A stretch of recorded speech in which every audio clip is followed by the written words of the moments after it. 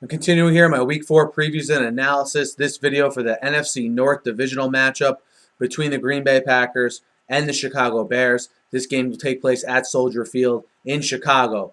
Huge game for both teams. You have Chicago sitting at 2-1. All right, Green Bay at 1-2. If Chicago wins, I mean they go this early. I know it's still early in the season, but through a quarter way through the season, they'd be up 2 full games on the Packers. Obviously, the Packers don't want to fall that far back in a very competitive NFC North. As far as the Packers go, is this the week they begin to run the football and develop some consistency in that respect?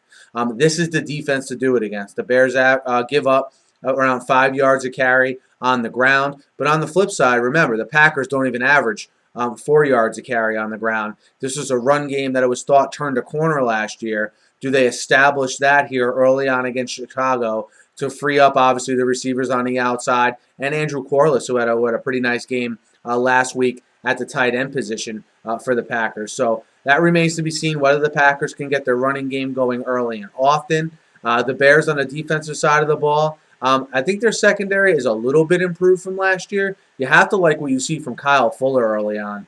This is a guy that we'll see how he does against this very stern test with the Packers and Randall Cobb and Jordy Nelson and company. But this is a guy that I think long term and even now is paying dividends for this defense and is certainly an upgrade over what they have had in years past at times at that cornerback position. So we'll see how he responds this week. We'll see how that pass rush with Lamar Houston, with Jared Allen, with Willie Young. These are the reasons why they got these guys in the offseason, to be able to put pressure on quarterbacks like Aaron Rodgers and Matthew Stafford within the division. So do these guys pay off immediately? Is something to keep an eye on as well.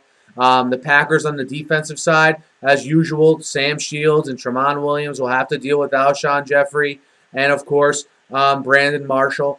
Brandon Marshall, left the game in Week 3 with that ankle issue. We'll see if he plays this week. He played on it a couple weeks ago when he was really hurt, so you have to assume, unless he has a setback during the week, that he will play. Matt Forte, always a concern, and to me, faster running backs, always a concern for this Green Bay Packers defense as well. To me, the only two people I haven't talked about yet are Jay Cutler and Aaron Rodgers. And to me, this will be a huge step forward if Jay Cutler can ever beat Aaron Rodgers with what I think is a pretty significant amount on the line. I think for the Packers to fall back 2 full games, this early in the season will be putting them at a serious disadvantage. I think Rodgers recognizes that. I think the Packers certainly come out with a sense of urgency. With all that staring him in the face, can Jay Cutler deliver? And you're asking me to expect Jay Cutler to do something that I've never seen him do as a quarterback. Take advantage of a situation and basically bury the Packers when he has the chance. Never seen him do it. I think this is one of those games where we look back on it and say Chicago didn't play bad, but Cutler turned the ball over too much. I expect a very good performance by Aaron Rodgers with his back against the wall, and for Eddie Lacy to come out and for them to establish the run almost immediately. I think this will be a good game like all these games are between these two teams, but I like the Packers on the road minus the 1.5. Guys, let me know what you think. Hit me up in the comments. Hit me up on Twitter. Be sure to subscribe.